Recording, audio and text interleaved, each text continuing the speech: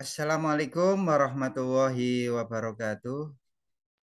Waalaikumsalam warahmatullahi Waalaikumsalam wabarakatuh. warahmatullahi wabarakatuh.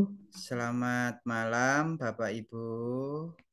Mudah-mudahan Bapak Ibu semuanya diberikan kesehatan, kelancaran dalam segala urusan, dan tentunya bisa menjalankan tugas PPG dengan sebaik-baiknya. Dan pada akhirnya nanti Bapak Ibu semua dinyatakan lulus 100% ya, menjadi Amin. profesional. Baik Bapak Ibu, tentunya Bapak Ibu membutuhkan bekal yang nantinya akan dapat digunakan oleh Bapak Ibu untuk menjawab soal-soal uji pengetahuan ya. Ya, Dengan Pak. belajar Bapak Ibu nanti akan sangat terbantu pemahamannya. Jadi sekali lagi saya tidak mengajarkan untuk mengingat soal ya. Ini ada kekeliruan kemarin dari peserta yang ikut saya. Jadi Pak, soalnya ndak ada yang keluar loh. Saya ndak ngajari mengingat soal, tapi maksudnya itu pemahamannya yang saya tanamkan. Sehingga soal ceritanya itu berbeda, itu Bapak Ibu dapat menjawab dengan baik ya. Jadi seperti tadi yang diceritakan Bu Sulfa. Jadi nanti ada cerita tentang RPP begitu, terus nanti Bapak Ibu disuruh mencari penilaiannya, disuruh mencari teori belajarnya dan lain sebagainya. Jadi benar-benar real masalah itu ya ada kaitannya dengan pembelajaran Bapak Ibu. Kemudian ditanyakan tentang teorinya begitu. Baik, Bapak Ibu, pada malam hari ini kita akan membahas tentang teori belajar dan juga teori perkembangan. Ada yang masih ingat teori belajar ada berapa? Ada yang masih ingat, Bapak Ibu, teori belajar ada berapa kira-kira?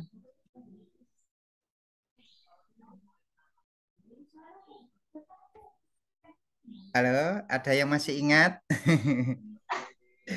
Apa yang termasuk konstruktivisme itu ya, Pak? Nah, ya itu benar teori belajar itu ya. Baik, Bapak Ibu, saya izin share screen ya. Nah, ini Bapak Ibu ya, ini saya buatkan semacam rangkuman sehingga Bapak Ibu nanti bisa mempelajari kembali ya. Barangkali sudah pernah dipelajari, mari kita ingat kembali ya. Teori belajar itu merupakan hukum-hukum atau prinsip-prinsip umum yang melukiskan kondisi terjadinya belajar. Ini arti dari teori belajar. Jadi prinsip-prinsip umum yang melukiskan atau menggambarkan kondisi terjadinya belajar. Itu namanya teori belajar ya. Nah, teori belajar ini Bapak Ibu sangat membantu pengajar dalam membelajarkan ke siswa. Dengan memahami teori belajar, pengajar akan memahami proses terjadinya belajar pada peserta didik.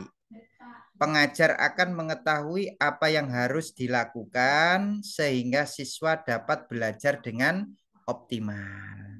Ini fungsi dari kita memahami teori belajar, ya. Oh, anak ini semacam ini, maka cocoknya diberi teori seperti ini. Begitu ya.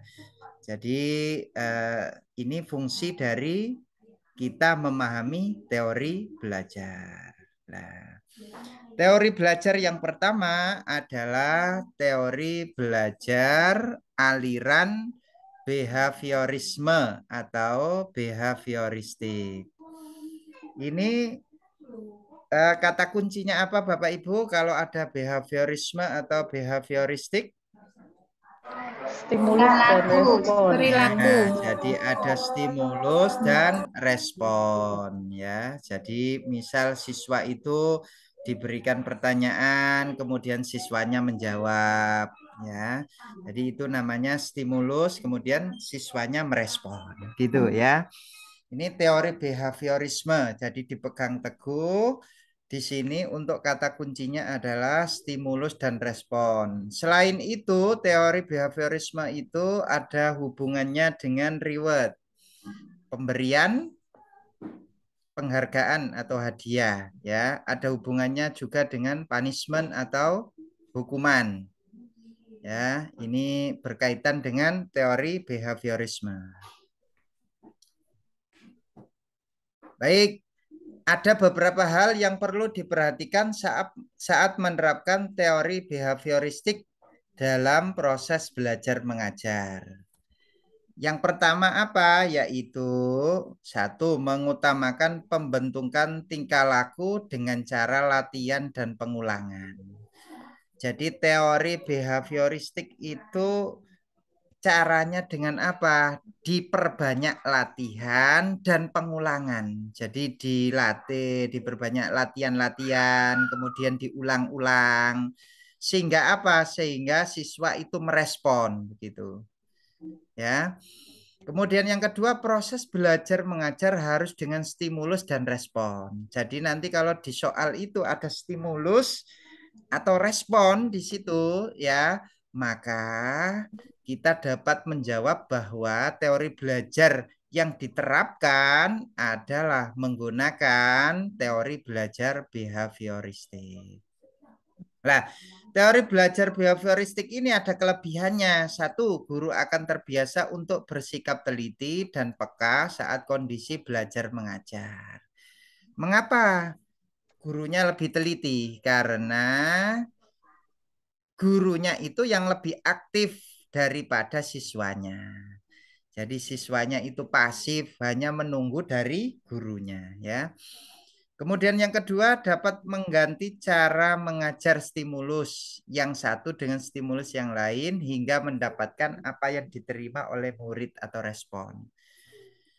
Jadi kalau tidak direspon oleh siswa, diganti stimulusnya, ya, sehingga nanti siswa itu merespon. Ini kelebihan dari teori behavioristik. Nah, selain itu, ada juga kelemahannya, yaitu siswa cenderung pasif. Jadi tidak berpusat pada siswa di sini, tapi berpusatnya pada guru, ya. Oke, ini teori behavioristik. Nah, teori behavioristik ini yang menganut aliran ini siapa saja? Ada Trondijk, kemudian ada Pavlov, Skinner, Guthrie, dan Bandura. Nah, Trondijk ini dia teorinya ya turunan dari behavioristik maksudnya ini ya, bagian dari behavioristik. Ada teori koneksionisme, ada teori pengkondisian klasikal oleh Pavlov, ada teori pengkondisian operan oleh Skinner, ada teori pembiasaan asosiasi dekat oleh Guthrie dan ada teori kognitif sosial oleh Bandura, ya. Ini yang sering keluar ya. Nah, ini kita bahas satu persatu. Trondijk itu biasanya Bapak Ibu di sini ada contohnya ya. Jadi guru mengajukan pertanyaan, kemudian siswanya menjawab pertanyaan. Ini teori koneksionisme. Ya, Trondijk menemukan hukum belajar sebagai berikut. Nah, ini biasanya ada di soal ini. Ada hukum kesiapan, ada hukum latihan, ada hukum akibat. Kalau nanti dijumpai di soal ada semacam ini, mempersiapkan siswa, kemudian habis itu diberikan latihan, sehingga nanti siswa merespon. Berarti teorinya apa? Behavioristik, tapi dia miliknya Trondijk gitu ya. Jadi kalau di soal seperti itu menyiapkan dulu siswanya, kemudian siswa diberikan latihan-latihan, nanti ada hukum akibatnya sehingga siswa itu merespon. Maka di sini termasuk teori koneksionisme. Nah, teori koneksionisme itu bagian dari teori behavioristik. Karena apa? Karena ada stimulus dan respon, ya. Nih, yang pertama. Kemudian yang kedua, teori pengkondisian klasikal oleh Pavlov, ya. Menurut teori ini dengan menggunakan rangsangan-rangsangan tertentu lah, berarti kan stimulus ya. Perilaku manusia dapat berubah sesuai apa yang diinginkan. Nah, Pavlov menjelaskan teori pengkondisian klasik menjadi 4 proses. Kalau nanti di soal itu ada fase akuisisi, ada eliminasi, generalisasi, ya, diskriminasi, diskriminasi, maka ini masuk ke teori pengkondisian klasik. Ya, jadi kalau ada 4 ini, nanti kalau di soal ada berbunyi fase akuisisi, eliminasi, generalisasi, diskriminasi, maka ini masuk ke teori Pavlov. Ya, baik, yang selanjutnya yaitu Skinner. Nah, kalau di soal itu ada reinforcement. Nah, reinforcement atau penguatan. Ini cenderung Skinner itu seperti itu, ada penguatan. Jadi reinforcement diberikan penguatan semacam gini loh. Contohnya kalau di eh, ketika kita pembelajaran ya, siswa yang dapat menjawab itu kita berikan tepuk Wes mulai. tangan. Nah, itu berarti kita sedang memberikan penguatan, reinforcement. Lah, penguatan sendiri itu Bapak Ibu ada 2. Ada penguatan positif, yaitu diberikan hadiah atau penghargaan. Oh, bisa menjawab, diberikan hadiah, diberikan tepuk tangan. Itu aja sudah bagus, Bapak Ibu ya. Jadi, siswa kita jangan lupa kalau PPL besok ini diterapkan. Siswa itu harus diberikan reinforcement, penguatan ya. Setelah bisa menjawab, paling enggak itu diberi tepuk tangan. Atau kalau Bapak Ibu punya permen atau apa, beri permen. Nah, ini namanya reinforcement. Ini termasuk ke dalam teori behavioristik, tapi dia turunannya, yaitu teori pengkondisian operan. Ya. Kemudian yang negatif itu gimana? Yang negatif itu adalah dengan menunda atau tidak memberi penghargaan, memberikan tugas tambahan, ya, menunjukkan perilaku tidak senang. Nah, itu namanya penguatan negatif, ya, seperti itu. Jadi besok kalau PPL itu yang sering dinilai, terutama yaitu Bapak Ibu itu ada reinforcement-nya apa enggak? Itu dinilai besok, ya.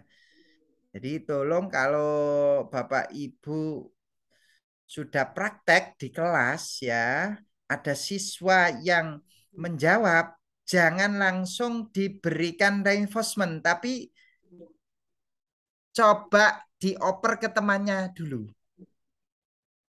Ya, misal, oh bagus, Aris sudah menjawab. Coba yang lainnya kira-kira jawaban Aris ini benar atau tidak? Atau ada tanggapan yang lain. Jadi jangan langsung dibenarkan ya. Jangan langsung dibenarkan, tapi Bapak Ibu dioper ke siswa yang lain. Itu besok nilai PPL-nya tinggi. Ini saya kasih bocoran ya. Jadi nilai PPL-nya tinggi itu manakala Bapak Ibu itu ketika praktek ada siswa yang bisa menjawab tidak langsung dibenarkan bahwa misal siswa itu sudah menjawab benar tapi sodorkan ke siswa yang lain. Bagaimana menurut pendapat anak-anak yang lain? Begitu. Nah, nanti kalau pendapatnya memang benar dari siswa yang lain, baru diberikan penguatan. Oke, baik, kita berikan aplaus untuk teman kita gitu ya. Jadi seperti itu Bapak Ibu ya. Ini tolong PPL besok dipraktekkan seperti itu ya. Kemudian teori kognitif sosial atau Bandura itu memiliki 4 fase. Yang pertama menaruh perhatian, yang kedua mengingat perilaku model, yang ketiga memproduksi perilaku, yang keempat termotivasi untuk mengulangi perilaku tersebut. Nah, ini Bandura ini ya. Kalau di soal itu ada seperti itu, menaruh perhatian, mengingat perilaku model, kemudian memproduksi perilaku, kemudian siswa itu termotivasi untuk mengulangi perilaku tersebut, maka ini termasuk ke dalam teori kognitif sosial oleh Bandura. Nah, ada yang ditanyakan untuk teori behavioristik ya. Jadi intinya behavioristik itu ada stimulus, ada respon, ada reward, ada punishment ya, reward, punishment, kemudian ada reinforcement. Nah, kalau di soal seperti itu berarti dia termasuk ke dalam teori behaviorisme atau behavioristik ya. Sekarang yang kedua, teori belajar aliran kognitivisme atau kognitif ya. Teori kognitif berbicara tentang manusia membangun kemampuan kognitifnya dengan motivasi yang dilakukan oleh diri sendiri terhadap lingkungannya. Hal yang ditekankan pada teori belajar kognitif adalah proses belajar, bukan hasil belajar. Kalau tadi behaviorisme itu hasilnya. Kalau yang kognitif ini prosesnya. Jadi disesuaikan dengan kemampuan kognitif anak. Begitu ya. Intinya seperti itu. Jadi disesuaikan dengan kemampuan kognitif anak. Jadi belajar itu tidak hanya merubah tingkah laku, tapi belajar itu bisa merubah persepsi dan pemahaman. Ya, persepsinya tadinya keliru bisa dibenarkan. Ini berarti dia masuk ke dalam aliran kognitivisme. Ya, jadi ada perubahan persepsi dan pemahaman. Kalau tadi behaviorisme tadi ada perubahan perilaku. Kalau yang ini sudah masuk ke pemahaman. Nah, kognitif ya, kognitif di situ. Oke, lanjut berikutnya. Nah, ada beberapa hal yang perlu diperhatikan saat menerapkan teori kognitivisme dalam proses belajar mengajar. Satu, pembuatan materi pembelajaran harus disusun dengan pola atau logika sederhana dan kompleks. Jadi materinya itu harus disusun dari sederhana ke kompleks. Sesuai kemampuan anak. Ya, sesuai dengan tingkat kognitif anak. Ya. Tidak mungkin kan anak kelas 1 terus diberi yang sulit-sulit kan tidak mungkin ya.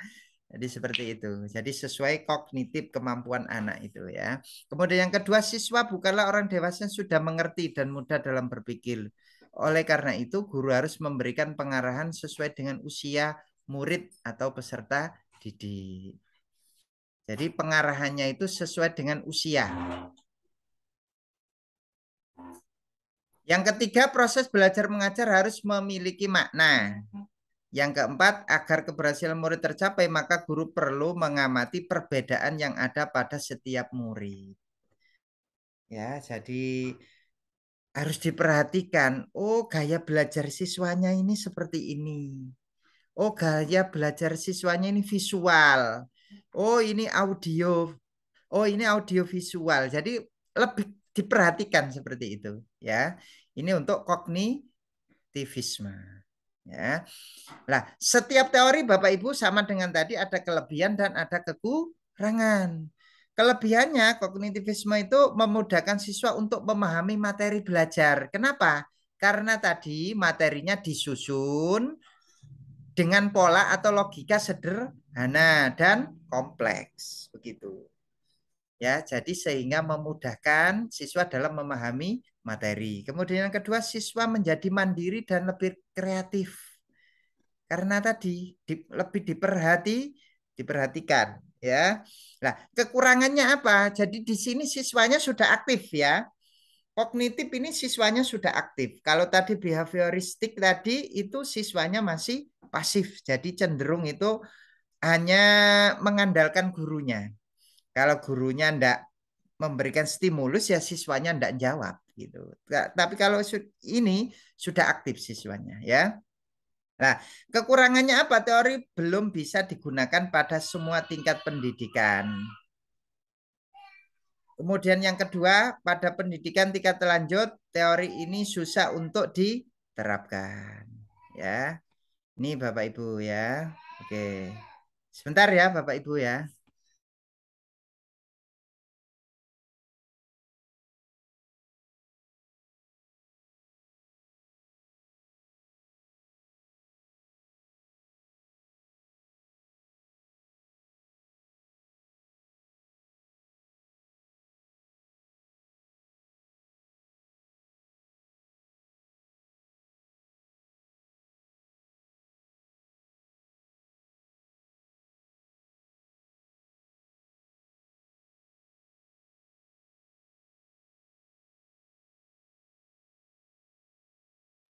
Baik, saya lanjutkan ya. Jadi ini inti dari kognitivisme.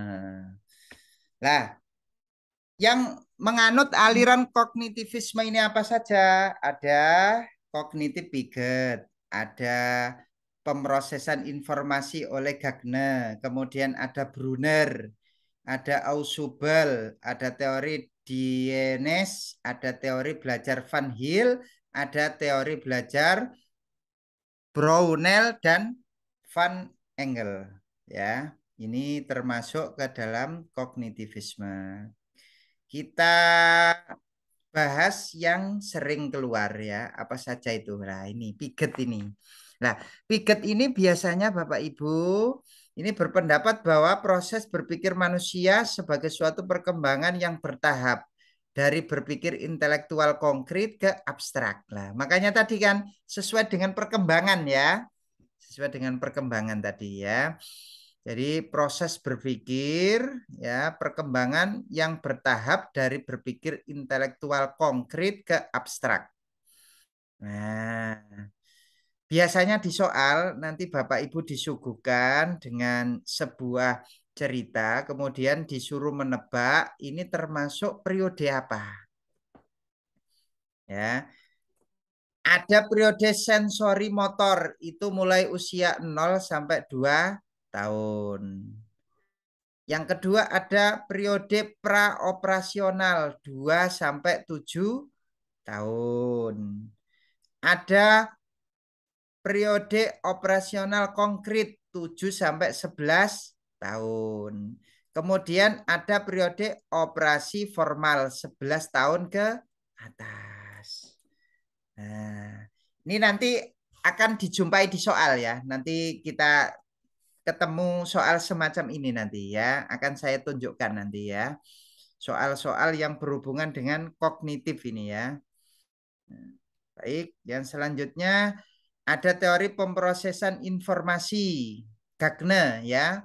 Mengemukakan teori belajar pemrosesan informasi pada dasarnya menjelaskan fenomena belajar ya. Jadi proses belajar itu terjadi seperti cara kerja komputer. Ya, jadi ada masukan atau input kemudian diproses keluaran output itu Gardner. Jadi ada masukan, input, kemudian diproses, ya, baru ada keluaran output. Ini Gardner, ya. Kemudian yang selanjutnya Brunner. Brunner ini sangat terkenal ini dengan teorinya enaktif, ikonik, dan simbolik. Enaktif itu berarti siswa dikenalkan dengan benda-benda nyata dulu. Biasanya kalau di soal UP itu ada matematika begitu ya. Matematika siswanya itu disuruh penjumlahan itu dikenalkan dulu dengan kelereng atau apa ya istilahnya ya. Apalagi Bapak Ibu sedotan atau apa begitu ya. Jadi dikenalkan dulu itu. Kelereng satu ditambah lagi satu begitu. Jadinya berapa anak-anak? Dua. Lah itu enaktif benda nyata dulu, kemudian baru ke gambar, ikonik. Setelah itu baru ke simbolnya. Ditulis satu ditambah satu sama dengan dua. Ini Brunner. Ya, jadi kalau dijumpai di soal semacam ini, maka Bapak Ibu bisa menjawab bahwa teori ini adalah teorinya Brunner. Ya. Lanjut, kalau teori Ausubel itu belajar itu harus bermakna. Artinya belajar itu harus memiliki makna ya. Jadi bila informasi yang akan dipelajari siswa disusun sesuai dengan struktur kognitif yang dimiliki siswa, sehingga siswa dapat mengaitkan informasi barunya dengan struktur kognitif yang dimiliki. Jadi biasanya di soal itu ada pembelajaran yang bermakna. Berarti itu teorinya Ausubel ya. Nah, selanjutnya yang ketiga adalah aliran konstruktivisme. Namanya saja konstruk. Konstruk itu artinya membangun. Jadi siswa itu dibiarkan untuk membangun pengetahuannya sendiri. Ya, jadi guru itu hanya memfasilitasi, mengarahkan. Jadi nanti yang menemukan itu siswanya sendiri begitu. Jawabannya itu. Jadi gurunya itu hanya mengarahkan, maka dinamakan dengan konstruktivisme ya. Jadi siswa itu mencari sendiri. Ya, semacam PBL, PJBL, kemudian apa itu? Discovery dan lain sebagainya itu masuk konstruktivisme. Ya, di situ kan guru itu kan tidak langsung memberikan jawabannya, tapi siswa itu disuruh untuk mencari jawabannya sendiri. Ya, dengan proses tadi ya. Sehingga kalau besok ditanya PBL itu termasuk teori belajar apa? Ya, termasuk konstruktivisme. Ya. Tapi bisa juga teori itu dicampur Bapak Ibu ya. Semisal tadi semacam kita berikan reward atau apa, berarti behavior. Kan begitu ya. Jadi enggak harus satu teori begitu, enggak harus ya. Ini bisa kita lihat siswa kita karena masing-masing teori itu punya kelemahan dan punya kelebihan masing-masing ya. Nih untuk konstruktivisme. Jadi membangun pengetahuannya sendiri. Itu kata kuncinya ya. Siswanya itu membangun pengetahuannya sendiri. Lah, apa saja yang perlu diperhatikan saat menerapkan teori konstruktivisme dalam pembelajaran? Yaitu satu, saat mengajar sebaiknya memberikan kesempatan kepada murid agar dapat mengeluarkan pendapatnya. Jadi tidak boleh langsung dijawab gurunya. Dibiarkan siswa itu untuk berpendapat. Ini konstruktivisme. Karena kan kita membangun siswa itu agar menemukan sendiri, bukan jawaban dari gurunya, gitu ya. Kemudian yang kedua, murid diberikan waktu atau kesempatan untuk menceritakan pengalamannya agar menjadi murid yang lebih kreatif dan imajinatif. Ini berarti lebih bagus lagi nih ya. Jadi lebih kreatif dan imajinatif karena apa? Siswanya diberikan kesempatan untuk menceritakan pengalamannya selama dia belajar tadi ya. Kemudian yang ketiga, lingkungan belajar mengajar harus kondusif agar murid bisa belajar dengan maksimal. Ya, jadi kalau kelasnya itu gaduh, maka konstruktivisme itu tidak bisa diterapkan ya. Jadi kalau sudah terarah, siswanya itu aktif, kreatif, nah itu bisa diajak berdialog, diajak apa ya, siswanya diberi kesempatan untuk memberikan pendapat itu ya. Yang keempat, murid diberikan kesempatan untuk membuat gagasan atau ide yang baru. Jadi sudah lebih mengembang ya, sudah lebih berkembang. Oke, baik. Nah, ini kelebihan dari teori konstruktivisme. Ya. Satu, dalam proses belajar mengajar, guru dapat mengajarkan pada murid untuk mengeluarkan ide. Nah, tadi ya. Semua murid bisa mengingat pelajaran yang sudah diajarkan. Kenapa kok bisa mengingat pelajaran yang sudah diajarkan? Lebih tertancap kuat. Kenapa lebih tertancap kuat kalau konstruktivisme? Karena siswanya tadi yang mencari sendiri jawabannya. Ya, mencari sendiri pengetahuannya. Guru hanya memfasilitasi dan juga mengarahkan. Yang ketiga, ketika belajar, proses belajar mengajar, murid akan lebih mudah beradaptasi dengan lingkungan dan mendapatkan pengetahuan baru, misalnya berinteraksi dengan teman-temannya dan guru. Jadi dia itu punya pengalaman baru. Ya, bisa beradaptasi. Kenapa tadi? Karena kan dia lebih berani ya. Nah, lebih berani bergaul dengan temannya, kemudian bergaul dengan lingkungan, kan gitu. Yang keempat, pengetahuan yang diterima oleh murid akan mudah diterapkan dalam kehidupannya karena sudah kontekstual, ya, sudah kontekstual, ya. Jadi sudah kontekstual sehingga mudah diterapkan dalam kehidupan sehari-hari. Kekurangannya teori belajar ini susah untuk dimengerti karena ruang lingkupnya lebih luas. Jadi kalau dibiarkan ini ya, jadi karena mencari sendiri jadi lebih luas. Jadi guru harus benar-benar ini ya, bisa mengarahkan dan juga menjadi fasilitator yang baik sehingga tidak melebar begitu. Kalau semakin melebar nanti siswanya malah tidak dapat jawaban gitu ya. Yang kedua, tugas guru menjadi tidak maksimal karena murid diberi kebebasan lebih banyak. Ya, jadi paling tidak ya harus ada batasannya ya. Baik, yang selanjutnya, nah ini yang menganut aliran konstruktivisme, ya konstruktivisme Jean Piaget dan juga konstruktivisme Vygotsky, ya. Nah, John Piaget itu biasanya ada asimilasi dan akomodasi, ya. Jadi informasi dari pengetahuan yang baru ke pengetahuan yang lama, namanya asimilasi. Kemudian membangun kembali struktur mentalnya akibat adanya informasi dan pengalaman baru itu tadi, namanya akomodasi. Ini ada di soal nanti ya, ada di soal ya. Baik, yang selanjutnya Vygotsky lebih mementingkan bahwa belajar menekankan interaksi dengan orang lain. Teori ini disebut juga dengan sosiokultural. Tadi kan sudah dengan lingkungan ya, kontekstual ya. Sudah dengan lingkungan tadi lah.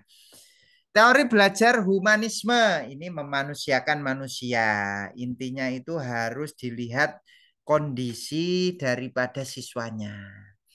Kalau siswanya belum siap ya diajak dulu bermain. Begitu humanisme itu ya. Lebih humanis begitu ya. Siswanya sedang lapar suruh makan dulu. Begitu jadi tidak langsung belajar. Ya, semacam itu. Jadi diperhatikan betul ya siswanya. Lah, apa saja yang perlu diperhatikan saat menerapkan teori humanisme? Satu, guru berusaha untuk menyusun dan mempersiapkan materi-materi pembelajaran. Kemudian guru sangat berperan sebagai fasilitator. Ketiga, ketika guru berperan sebagai fasilitator, guru harus bisa mengenali dan menerima kelemahan pada dirinya.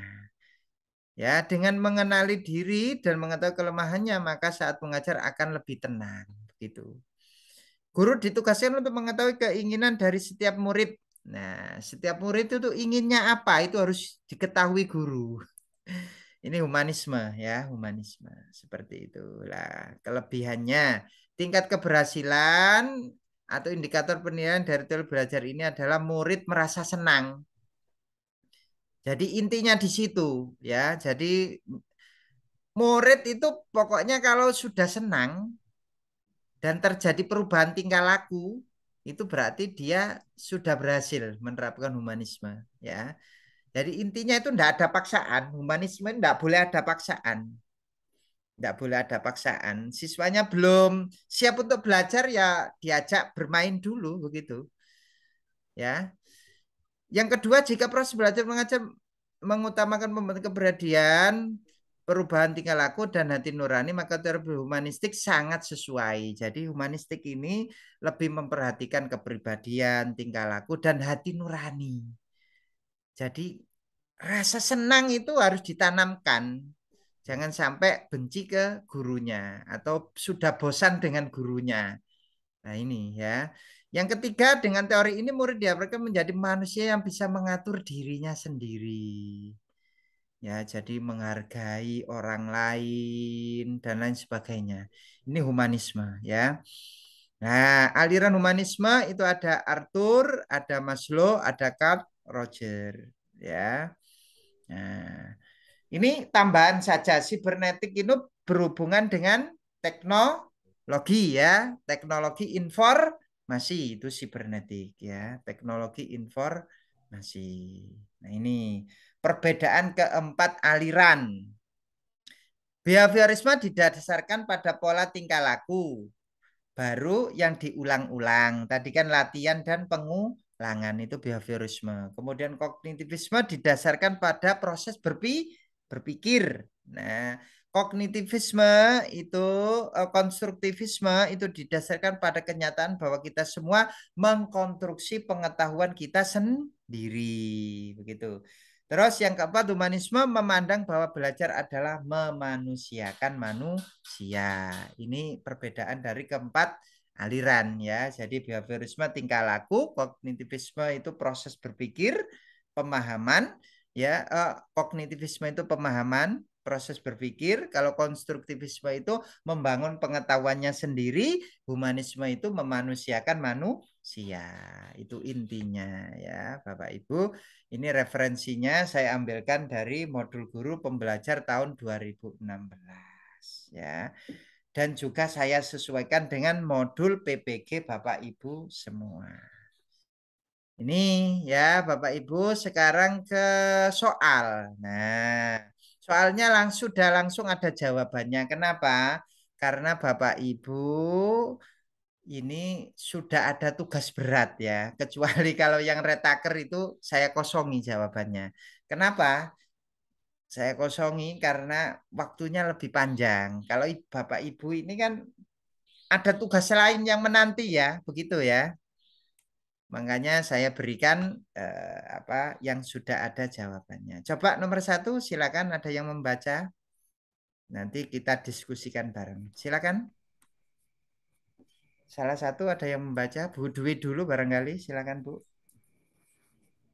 Selama kegiatan pembelajaran, Bu Anggun lebih menekankan pada keaktifan peserta didik, critical thinking, menyusun konsep-konsep, serta memahami makna dari hal-hal yang dipelajari.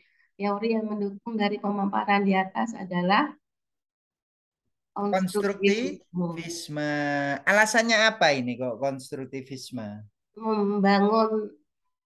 Membangun pengetahuannya sendiri kan ya. Sudah di situ critical thinking. Jadi dia diberikan jawab pertanyaan bagaimana. Bagaimana prosesnya lah. Siswa disuruh mencari sendiri.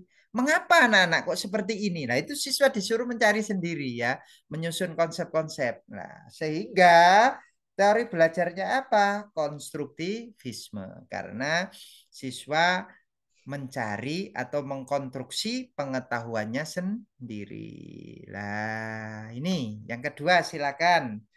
Barangkali Bu Novi, silakan Bu Novi. Baik, Pak. Pak Basir dalam memberikan materi unsur, senyawa, dan campuran pada kegiatan pendahuluan memaparkan tujuan pembelajaran terlebih dahulu. Kemudian dilanjutkan dengan memberikan penjelasan terkait dengan instrumen penilaian kepada peserta didik, di mana kelompok yang bagus akan mendapatkan reward, sedangkan kelompok yang kurang akan diberikan punishment. Dalam hal ini, Pak Basir menerapkan teori belajar A. Humanisme, B. Kognitivisme, C. Behaviorisme, D. Konstruktivisme. Behavior, karena ada reward dan punishment. Nah, itu ya. Jadi di soal itu semacam ini, tapi jangan dihafalkan soalnya ya, Bapak Ibu ya. Sekali lagi saya. Tapi pemahaman Bapak Ibu ya. Nanti bilang ke saya, soalnya kok enggak ada yang keluar, Pak. Ya bisa jadi kan diganti yang baru, bukan Pak Basir kan begitu ya, Bapak Ibu ya. Jadi enggak harus ini begitu loh. Tapi Bapak Ibu tahu kata kuncinya mana begitu loh maksud saya ya. Nah, oke lanjut berikutnya, silakan. Silakan berikutnya, Bu Ani Tri, silakan Bu.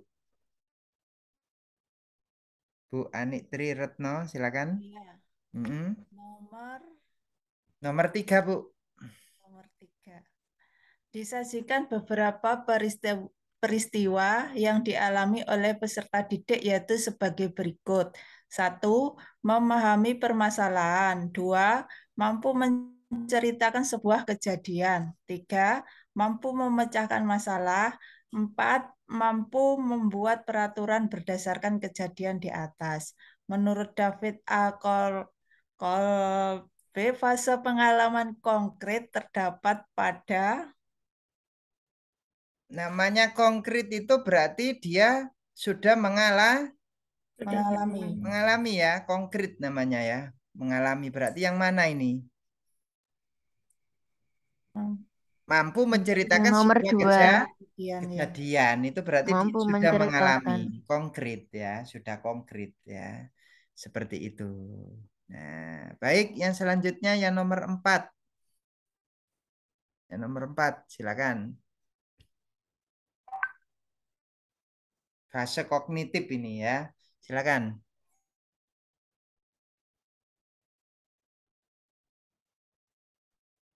Bu Sulfa, silakan Bu Sulfa. J. 4. Di dalam sebuah pembelajaran IPA terkait dengan tekanan hidrostatis, Bu Farisa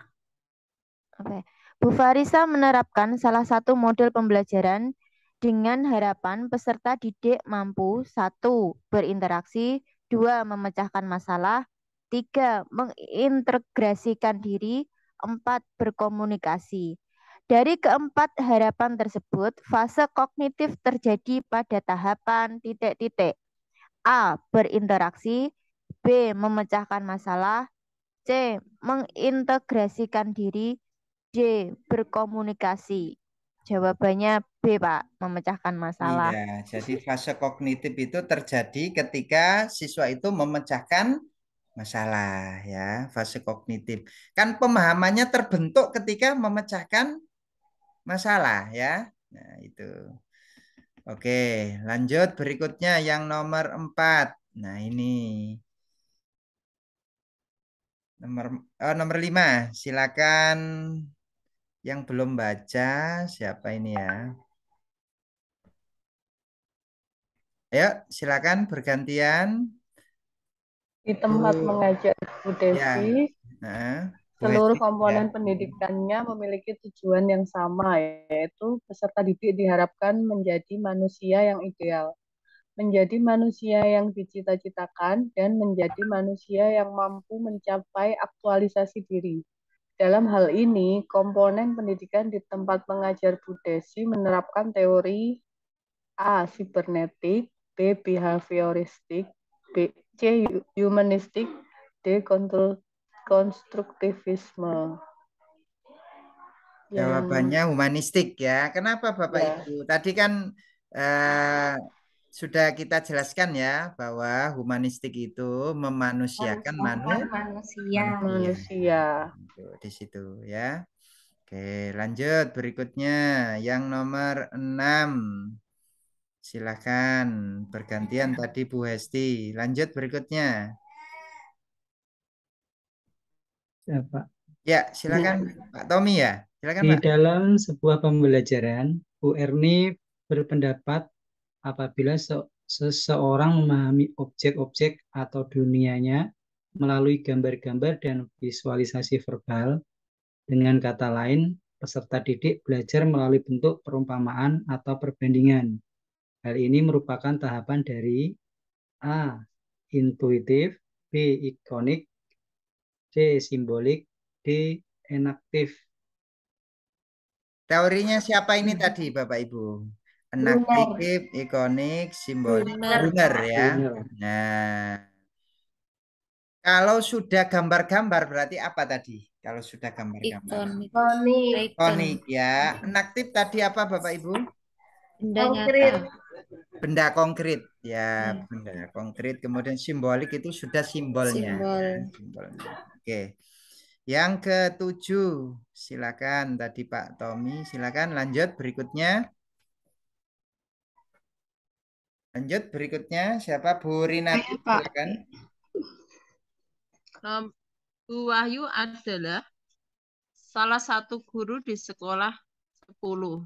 Dalam pembelajarannya kali ini, Bu Wahyu lebih mengedepankan agar peserta didik lebih memahami lingkungannya dengan menggunakan pengetahuan motoriknya.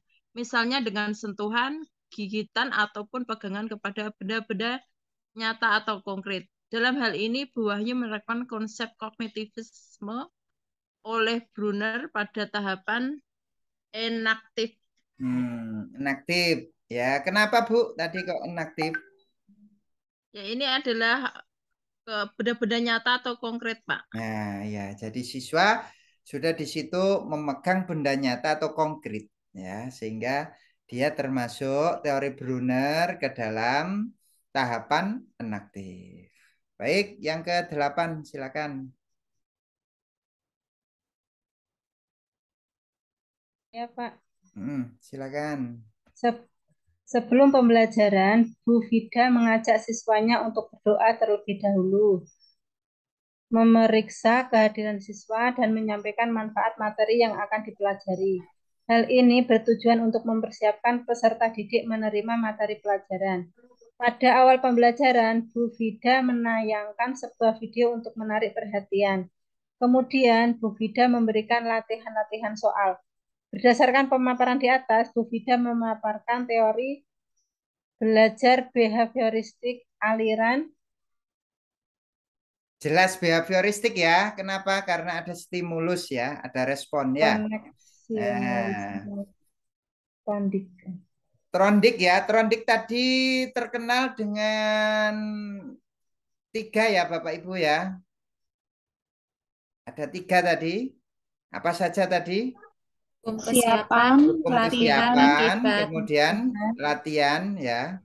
Terus akibat. Nah, maka di sini kita lihat ya, ada kesiapan, ada latihan-latihan, kemudian nanti baru ada akibatnya. Maka yang cocok adalah behavioristik dari Trondik ya. Jadi semacam ini Bapak Ibu ya soalnya ya. Jadi sudah dibawa ke ini pembelajaran nyata begitu ya. Nah, nomor 9. Silakan, tadi Bu Sri Mahmuda, sekarang lanjut berikutnya. Belum? Silakan. Perhatikan langkah-langkah pembelajaran yang dilakukan oleh Bu Hilya sebagai berikut. 1. Menetapkan tujuan yang harus dicapai oleh peserta didik. 2. Menggunakan reformisme positif secara sistematis pada saat respon peserta didik muncul. 3. Selalu mengadakan kuis atau tes untuk mengetahui pengetahuan yang sudah dipelajari oleh peserta didik. 4. Selalu mengadakan remedial untuk peserta didik yang belum tuntas. Berdasarkan pemaparan di atas, Bu Hilya menerapkan teori belajar A. Humanistik, B. Konstruktivistik, C. Kognitivistik, D. Behavioristik. Karena reinforcement.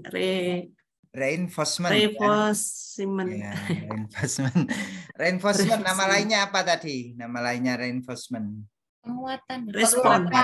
Nah, penguatan ada 2 ya. Penguatan ya. Penguatan ada positif 2, penguatan positif dan penguatan negatif. Nah, ini Bapak Ibu ya. Jadi kalau di situ kita lihat loh, kok ada reinforcement. Nah, kemudian ada mengadakan kuis-kuis, artinya kan ada pengulangan-pengulangan kan ya. Mengadakan kuis-kuis, kemudian mengadakan remedial, berarti behavioristik. Ya, nomor 10 silakan. Lanjut berikutnya yang belum. Bu Suwaiba tadi sudah, lanjut yang belum. Baru masuk, Pak. Oh ya, enggak apa-apa Bu Asriani, ikut aja dulu ya. 10. Nomor 10. Teori ini memandang belajar sebagai hasil dari pembentukan hubungan antara rangsangan dari luar stimulus dan balasan dari siswa respon yang dapat diamati. Semakin sering hubungan bond antara rangsangan dan balasan terjadi, maka akan semakin kuatlah hubungan keduanya. Law of exercise. Teori belajar yang dimaksud adalah A. Behavior, B. Humanistik, C. Cybernetik, D. Konstruktisme. A. Behaviorisme. Nah, behaviorisme ya. Jadi ada stimulus, ada respon. Nah, itu mudah sekali ya. Oke. Lanjut berikutnya yang nomor 11. Terima kasih Pak Aan tadi sudah membacakan. Selanjutnya yang belum, silakan.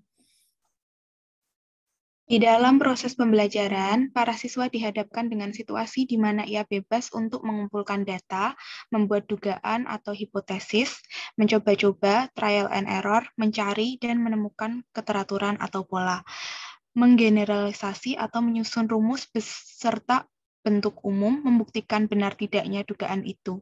Hal ini merupakan penerapan teori belajar A. Sibernetik, B. Humanistik, C. Behaviorisme, D. Konstruktivisme. Yang D.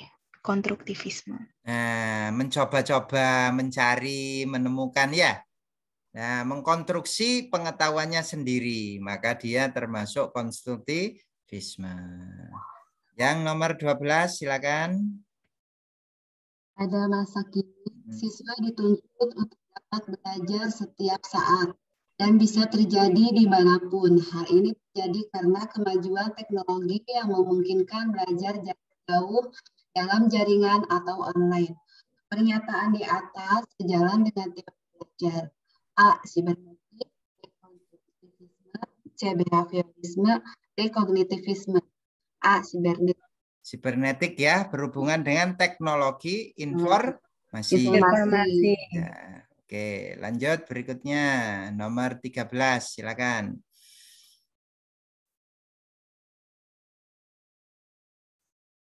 Yang belum, tadi Bu Ulfi sudah. Silakan Ya, yang saya belum. Pak. Ya, oke. Melati adalah anak yang selalu bersemangat di kelas. Ia selalu berusaha menjawab pertanyaan-pertanyaan yang dilontarkan guru. Guru memberikan tepuk tangan untuk menghargai usaha Melati dan terkadang memberi acungan jempol pada saat Melati menjawab pertanyaan dengan benar. Maka yang dilakukan oleh guru tersebut menganut teori dari A. Ausubel, B. Pease, C. Brunner, D. Skinner. Skinner, Pak. Ya, Skinner ya. Skinner tadi apa Bapak Ibu di situ? Ada Reinforcement. Reinforcement. Berupa apa di sini? Reinforcement positif ya? Positif. Reinforcement positif. Memberikan tepuk ya. tangan, Pak. Memberikan tepuk tangan, memberikan acungan jempol ya. Reward, memberi bintang. Ya. Nah, itu Bapak Ibu ya. Jadi besok kalau PPL dilakukan ini.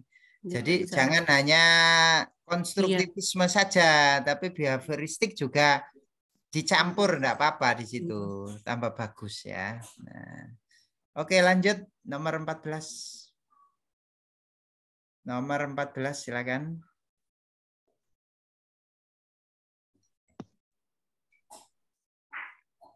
Yang belum silakan, yang belum baca. Gantian. Pada pembelajaran matematika, siswa diminta menemukan sifat-sifat persegi panjang oleh gurunya.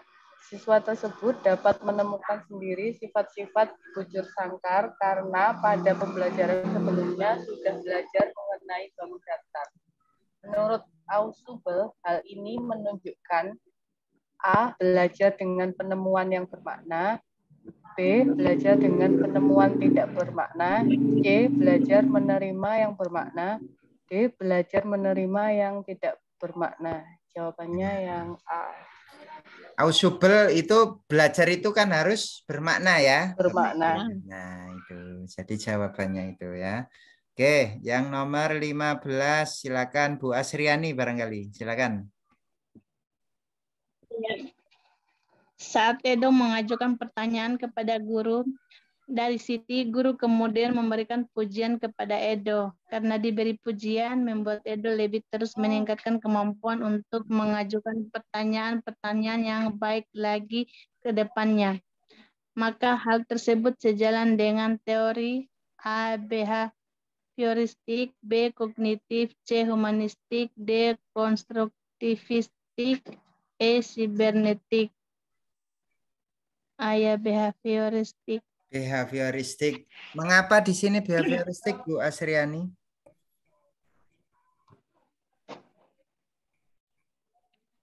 Memberikan pujian. Memberikan pujian.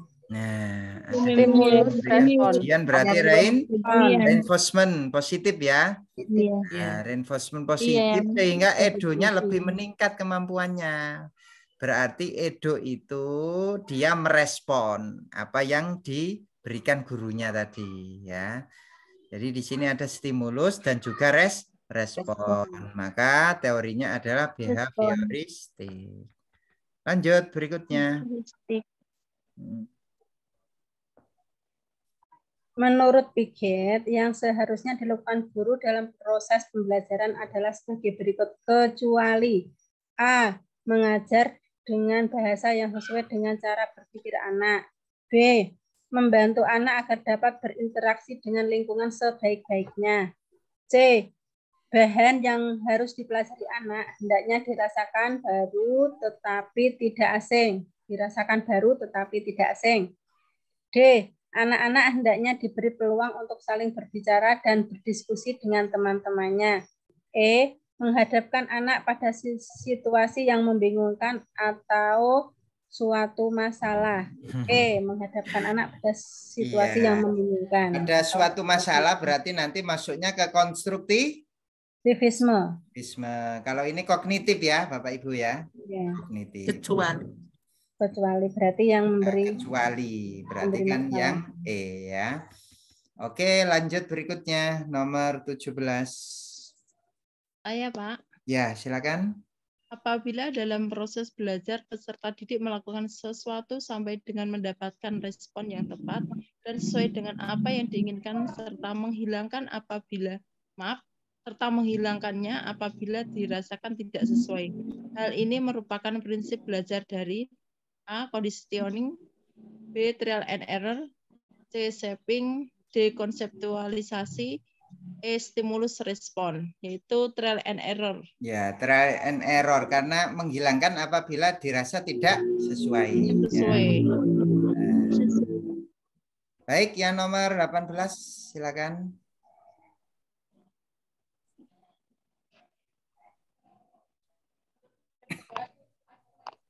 Silakan. Saya Pak. Saya ya Pak.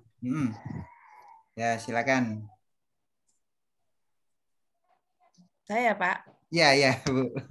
Ya silakan. Pada tahap konseptualisasi kemampuan yang dimiliki oleh peserta didik adalah A. Mampu memecahkan masalah teori konstruktivisme model PBL. B. Mampu membuat peraturan. C. Mampu memahami sebuah kejadian. D. Mampu mengalami sebuah kejadian. E. Mampu memahami permasalahan. Jawabannya yang A. Mampu memecahkan masalah teori konstruktivisme model PBL. Ya, itu teori konstruktivisme model PBL ini beri konsep ya Pak. Adalah penjelasannya ya. Penjelasannya ini penjelasannya. Jadi sebenarnya di soalnya tidak ada teori konstruktivisme gitu, enggak ada ya. Jadi ini penjelasannya di sini. Oke. Lanjut. Betul. Jadi memecahkan masalah itu sudah konseptual. Dia kan termasuk teori konstruktivisme ya. Modelnya apa kira-kira Bapak Ibu? Kalau berbasis masalah berarti PBL kan PBL. Oke, kemarin apapun materinya ya PBL solusinya katanya begitu kalau orang PG ya. Apapun materinya PBL adalah solusinya gitu ya. Jadi RPP-nya itu mesti PBL ya, kebanyakan PBL ya. Oke, lanjut berikutnya yang nomor 19 silakan. Ya, Pak. Ya. Pernyataan berikut yang menjelaskan makna istilah kognitif adalah A. Kemampuan berkomunikasi, B. Kemampuan untuk memecahkan masalah, C. Kemampuan berinteraksi, D. Kemampuan untuk mengintegrasikan diri, E. Kemampuan mengemukakan pendapat. Kemampuan untuk memecahkan masalah. Ya, jadi kognitif ya. Oke. Lanjut berikutnya yang terakhir ini. Saya Pak. Silakan. Contoh penerapan teori behavioristik yang dapat dilakukan oleh guru dalam praktik pembelajaran adalah A. Membimbing siswa dalam memperoleh pengetahuan baru. B. Menyediakan atau memberikan kegiatan-kegiatan yang merangsang keingetahuan siswa dan membantu mereka mengekspresikan gagasannya. C. Memberikan stimulus kepada peserta didik berupa penataan lingkungan belajar. D. Memahami tahap-tahap perkembangan peserta didik dan menggunakan metode pembelajaran yang sesuai dengan tahap tersebut. E. Memberikan penjelasan pengetahuan baru. Jawabannya C. Memberikan stimulus kepada peserta didik berupa penataan lingkungan belajar. Ya, tadi kan begitu ya Bapak Ibu ya. Jadi behavioristik berhubungan dengan stimulus. Oke, baik. Nyampe sini ada yang ditanyakan. Jadi kalau sudah lihat soalnya kan Bapak Ibu nanti lebih mantap ya. Jadi lebih mantap. Tadi sudah dapat teorinya, dapat soalnya, sehingga pemahaman Bapak Ibu bisa terbentuk secara baik ya, bisa memahami dengan baik. Gimana Bapak Ibu? Masih kuat ini? Masih Pak, nanti terus di-share aja. Masih kuat ya. Oke, baik. Jadi Bapak Ibu ya, mau saya lanjutkan, tapi nanti kalau kita lanjutkan nanti otaknya terlalu penuh ya. Nanti ada yang mau kompre. Soalnya nanti saya share ya, Bapak Ibu. Iya Pak. Iya Pak, nanti di-share. Soalnya saya tadi terlambat masuk. Iya, soalnya saya share nanti Bu Asriani ya. Iya Pak. Oke, baik. Yang semangat Bu Asriani ya. Nambah sedikit enggak apa-apa Pak. Nambah. Iya, enggak apa-apa Pak. Nambah untuk yang teori perkembangan. Iya Pak. Ya, oke, baik. Kalau memang masih kuat enggak apa-apa ya. Khawatirnya ada istilah-istilah baru nanti tercampur dengan yang teori belajar gitu. Baik. Ini Bapak Ibu ya, jadi teori perkembangan peserta didik. Teori perkembangan peserta didik ini meliputi apa saja di sini? Ada teori psikoanalitis, ada teori kognitif, hampir mirip dengan tadi ya. Ada teori perilaku dan belajar sosial, ada teori etologis, ada teori ekologis. Kalau tadi itu teori belajar, kalau ini teori perkembangan ya. Perkembangan anak atau perkembangan peserta didik ya. Nah, jadi harus dibedakan ya Bapak Ibu ya. Kalau teori belajar tadi ada behavior, kognitif, ada konstruktivisme, Nah, itu teori belajar. Kalau yang ini namanya teori perkembangan. Teori perkembangan ada apa saja? Ada teori psikoanalitis, ada teori kognitif, ada teori perilaku dan belajar sosial, ada teori etologis, dan ada teori Gis ini Pak. Ya, gis itu belakangnya ya. Kita bahas satu persatu. Nah, teori psikoanalitis ini ya menjelaskan mengenai hakikat serta perkembangan kepribadian seseorang. Unsur-unsur penting yang dijelaskan dalam teori ini adalah, teori ini lebih condong ke ini, menjelaskan emosi, motivasi, faktor-faktor lain itu yang mempengaruhi perkembangan anak. Psikologis ya, anak itu ya. Iya, psikologis ya, kepribadian. Nah, di dalam teori ini juga dijelaskan jika perkembangan kepribadian akan disebabkan oleh konflik-konflik yang umumnya terjadi pada masa kanak-kanak. Ya, jadi terjadinya konflik-konflik yang terjadi pada masa kanak-kanak itu nanti akan mempengaruhi kepribadian anak tersebut, perkembangan anak tersebut, begitu ya. Terus teori psikoanalitis yang cukup terkenal yaitu dicetuskan oleh dua orang, yaitu Sigmund Freud dan Erikson.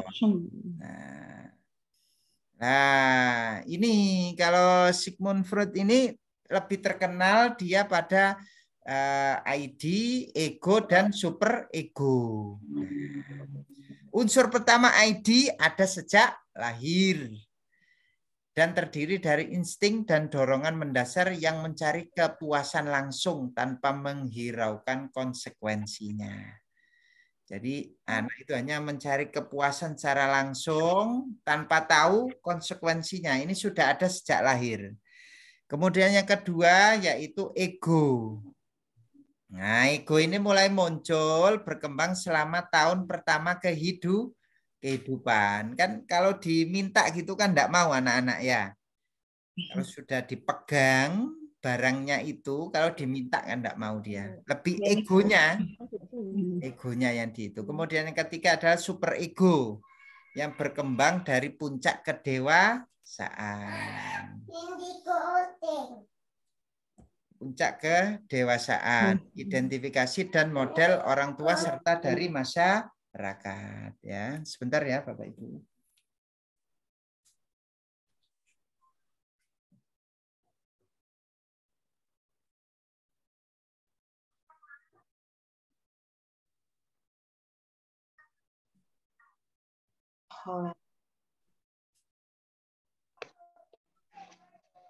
Jadi ini yaitu Sigmund Freud ini terkenal dengan ini ya, ID, ego, dan super ego. Kalau Erik Erikson ini dia condong ada 8 tahapan. Ya, condong ada 8 tahapan. Ada tahapan percaya dan tidak percaya. Ada malu dan ragu, kemudian ada inisiatif, ada rasa bersalah. Ada usianya di sini ya, 0 sampai 18 bulan. Itu percaya dan tidak percaya. Kemudian malu dan ragu, itu 18 sampai 3 tahun. Inisiatif dan rasa bersalah ini 3 sampai 6 tahun. Baru ada di situ rasa bersalah. Kemudian tekun rendah diri itu 6 sampai 12 tahun. Mengalami kebingungan itu 12 sampai 18 tahun. Mencari jati diri ya. Keintiman, isolasi itu 18 sampai 35 tahun. Bangkit itu 35 sampai 64 tahun. Kita ini mengalami kebangkitan ya. 35 sampai 64 tahun ya. Nah, 65 itu sudah nanti mengalami integritas atau keputusasaan. Nah, itu ini Erik Erikson ya. Teori kognitif ini sama seperti tadi ya. Jadi tidak usah saya terangkan ya. Jadi ada tahap sensorimotor 0 sampai 24 bulan ya Bapak Ibu ya, dialami oleh bayi yang baru lahir. Kemudian ada praoperasional ya. Kemudian ada konkret ya, itu 7 sampai 11 tahun dan ada operasional formal itu mulai 11 tahun ya. Kemudian yang selanjutnya teori perilaku. Nah, ini behavior dan belajar sosial. Jadi perilaku itu nama lainnya adalah behavior. Ini sama seperti tadi ya Bapak Ibu ya. Perkembangannya itu didasarkan pada tingkah laku. Ya, didasarkan pada tingkah laku. Ya, sama seperti tadi nih ya. Jadi tidak usah saya terangkan. Teori belajar siswa ini, teori ini menekankan perilaku, lingkungan, dan faktor kognisi. Jadi dia sudah, kalau tadi hanya perilaku saja, tapi kalau teori belajar siswa ini sudah dia perilaku, lingkungan, dan faktor kognisi. Ya, faktor pemahamannya juga. Itu sudah jadi satu ya. Secara umum teori ini mengatakan bahwa manusia bukanlah robot ya yang tidak memiliki pikiran namun dan menurut saja sesuai dengan kehendak pembuatnya. Jadi manusia itu enggak bisa disamakan dengan robot ya. Manusia mempunyai otak yang dapat berpikir, menalar, menilai, ataupun membandingkan sesuatu sehingga dapat memilih arah bagi dirinya. Itu tadi behavior dan teori apa Bapak Ibu tadi? Behavior dan teori belajar sosial. Belajar sosial. Nah, oke. Yang keempat adalah teori etologis. Pernah dengar ini Bapak Ibu? Baru ini Pak. Baru ini ya. Ini teori perkembangan ya, etologis. Menekankan yaitu sangat dipengaruhi oleh biologi terkait dengan evolusi. Jadi ini adalah perkembangan anak itu dilihat dari biologisnya begitu loh. Dilihat dari biologisnya. Itu namanya etologi. Ya. Dari biologisnya yang dilihat itu ya. Nah, teori ini juga tetap menghargai adanya peran lingkungan, tapi yang lebih condong adalah didasarkan pada perkembangan biologisnya. Usianya itu Pak. Usianya terus pertumbuhannya itu. Iya, pertumbuhannya itu condong ke sana. Ya, etologis. Kalau ekologis ini sudah berkaitan dengan interaksi dengan lingkungan. Jadi dia itu perkembangannya itu didasarkan pada interaksinya dengan lingkungan. Ini ekologis. Ya. Jadi nanti ada mikrosistem, mesosistem, ekosistem, makrosistem dan kronosistem itu. Jadi didasarkan pada lingkungan, ya, didasarkan pada lingkungan itu ekologis. Ekosistem. Saya ulang lagi ya dari awal ya, sehingga kata kuncinya Bapak Ibu bisa ini. Psikoanalitis tadi didasarkan pada apa Bapak Ibu? Perkembangan apa? Kepribadian. Teori kognitif didasarkan pada pengetahuan atau pemahamannya ya.